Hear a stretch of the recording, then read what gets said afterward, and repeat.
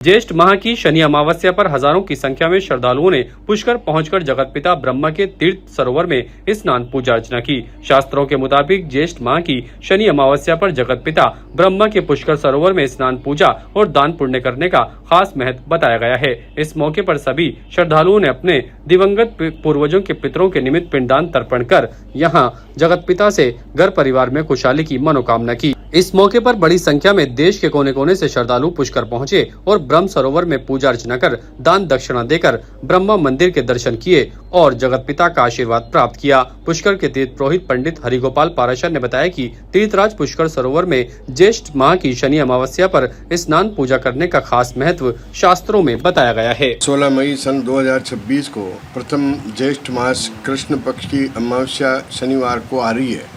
ऐसा शास्त्रों में और ज्योतिष में विशेष तौर पर वेदों में वर्णित है कि शनिवार की अमावस्या जो प्रथम ज्येष्ठ में आ रही है, इस दिन शनि भगवान का जन्मदिन हुआ था।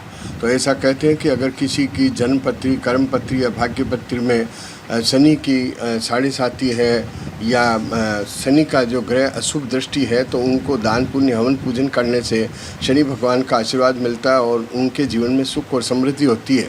और महिलाओं के लिए अखंड सुख, सौभाग्यवती महिलाओं के लिए इस दिन वट सावित्री की पूजा भी होती है। उससे उनके परिवार में सुख समृद्धि होती है और पति की दीर्घायु होती है और बाल बच्चों में सुख शांति का योग बनता है। और पंचांग ये भी बताता है कि इस दिन संत ज्ञानेश्वर भगवान की जयंती भी है।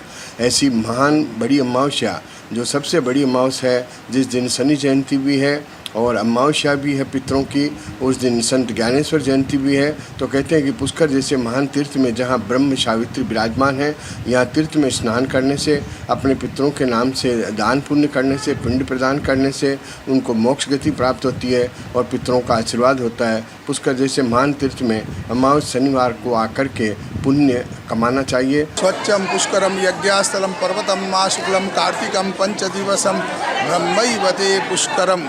पुष्कर में आज शनि अमावस्या है और आज अमावस्या के दिन आज शनि की जयंती भी है, वार शनिवार भी है।